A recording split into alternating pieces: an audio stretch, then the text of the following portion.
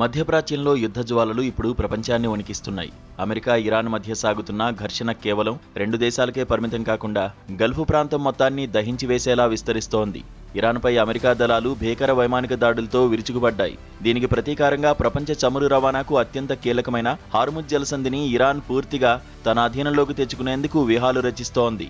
ఇకపై మా దాడులకు ఎలాంటి రాజకీయ సరిహద్దులు ఉండవంటూ ఇరాన్ ఇచ్చిన తాజా వార్నింగ్ గల్ఫ్ దేశాల్లోని అమెరికా మిత్ర దేశాల గుండెల్లో రైళ్లు పరిగెత్తిస్తోంది.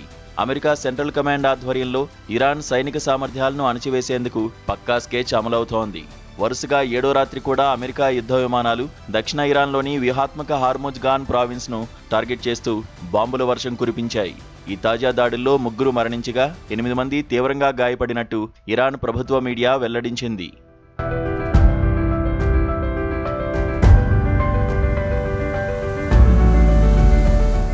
ప్రపంచ చమురు రవాణాకు కీలకమైన హార్ముజ్ జలసంధి ఇప్పుడు యుద్ధక్షేత్రంగా మారింది. సముద్రంలో మైన్ల కారణంగా 2 భారీ చమురు ట్యాంకర్లు పేలిపోయాయని, కొన్ని అంతర్జాతీయ నౌకల రాకపోకలను తాము విజయవంతంగా అడ్డుకున్నామని ఇరాన్ రివల్యూషనరీ గార్డ్స్ ప్రకటించింది. అమెరికా ఈ వాదనలను కొట్టిపారేస్తున్నప్పటికీ నౌకా రవాణా నిలిచిపోతే ప్రపంచవ్యాప్తంగా చమురు సంక్షోభం తలెత్తడం ఖాయమని విశ్లేషకులు ఆందోళన వ్యక్తం చేస్తున్నారు.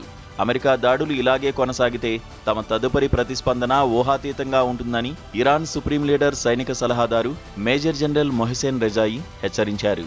తాము ఇకపై సమాన స్థాయి ప్రతీకార చర్యలకే పరిమితం కాబోమని, ఏ రాజకీయ సరిహద్దు కూడా తమ దాడుల నుండి సురక్షితంగా ఉండబోదని తేల్చిచెప్పారు.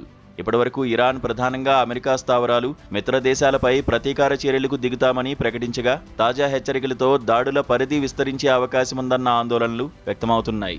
ఇరాన్ తన దాడులను కేవలం అమెరికా సైనిక లక్ష్యాలకే పరిమితం చేయకపోవచ్చని సంకేతాలు ఇస్తోంది. గల్ఫ్ ప్రాంతంలోని అమెరికా మిత్ర దేశాలు, సైనిక స్థావరాలు మరింత అప్రమత్తంగా మారే అవకాశం ఉంది.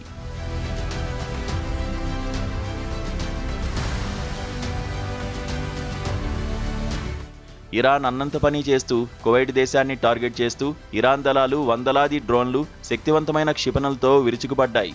కువైట్ ఆర్మీకి చెందిన పలు సైనిక శిబిరాలు, కీలక రక్షణ వసతులను లక్ష్యంగా చేసుకుని ఈ దాడులు జరిగినట్లు కువైట్ సైన్యం సామాజిక మాధ్యమం ఎక్స్ ద్వారా ప్రకటించింది. ఇరాన్ జరిపిన ఈ దాడులు కువైట్ సామాన్య ప్రజల జీవనాన్ని అతలాకుతలం చేశాయి.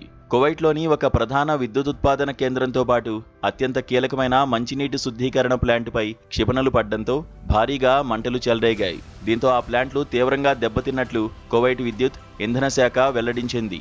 అగ్నిమాపక సిబ్బంది మంటలను అదుపులోకి తెచ్చినప్పటికీ దేశంలో విద్యుత్ కొరత ఏర్పడే ప్రమాదం ఉండడంతో ప్రజలంతా కరెంట్ను పొదుపుగా వాడుకోవాలని ప్రభుత్వం అత్యవసర విజ్ఞప్తి చేసింది.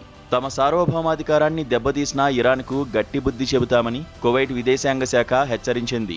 ఇక కువైట్లోని అమెరికా బేస్లోని క్షిపణి రక్షణ రాడార్ వ్యవస్థను, భారీ ఆయుధ డిపోలను, అమెరికాకు చెందిన 2 అత్యాధునిక హైమార్స్ లాంచర్లను పూర్తిగా ధ్వంసం చేసినట్లు ఇరాన్ సైన్యం స్పష్టం చేసింది.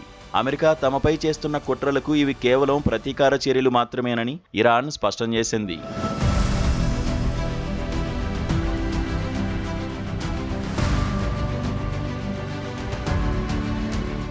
ఇక అటు గల్ఫ్లోనే అతిపెద్ద అమెరికా సైనిక స్థావరం ఉన్న ఖతార్, అలాగే అమెరికా నౌకాదళ కేంద్రం ఉన్న బెహ్రెయిన్లపై ఇరాన్ డ్రోన్లు, క్షిపణులను ప్రయోగించింది. అయితే తమ ఎయిర్ డిఫెన్స్ సిస్టమ్స్ వీటిని అడ్డుకున్నాయని ఖతార్ తెలిపింది. ఈ పరిణామాలతో గల్ఫ్లో చమురు దిగ్గజాలైన సౌదీ అరేబియా, యుఏఈ మరియు సరిహద్దుల్లో ఉన్న ఒమన్ దేశాలు తమ చమురు బావుల రక్షణ కోసం భద్రతను అత్యంత కఠినతరం చేశాయి. గల్ఫ్లో అతిపెద్ద అమెరికా సైనిక స్థావరాల్లో ఒకటైన అల్ ఉదీద్ ఎయిర్ బేస్ ఉన్న ఖతార్పై కూడా ఉద్రిక్తతల ప్రభావం కనిపిస్తోంది. ఇరాన్ క్షిపణి దాడుల ప్రయత్నాలను తమ వైమానిక రక్షణ వ్యవస్థలు అడ్డుకున్నాయని ఖతార్ తెలిపింది. ఇక అమెరికా నౌకాదళానికి చెందిన కీలక స్థావరం బెహ్రెయిన్లో ఉంది.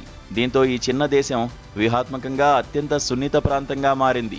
ఇక ఇరాన్ దాడుల నేపథ్యంలో గల్ఫ్లో అతిపెద్ద చమురు ఉత్పత్తిదారులైన సౌదీ అరేబియా, యుఏఈలు అప్రమత్తమయ్యాయి. తమ చమురు సదుపాయాల రక్షణపై ఈ 2 దేశాలు దృష్టి పెట్టాయి.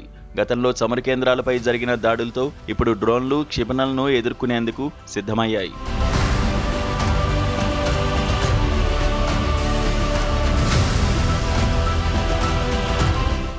ఈ భీకర దాడులపై ఇరాన్ రివల్యూషనరీ గార్డ్స్ అధికారికంగా స్పందించింది.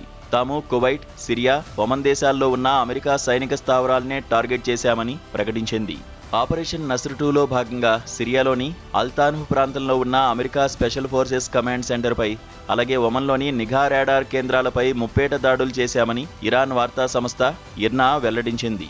ఇరాన్ జరిపిన ఈ ముప్పేట దాడులతో పశ్చిమాసియాలో ఎప్పుడు ఏం జరుగుతుందో తెలియని యుద్ధ వాతావరణం నెలకొంది.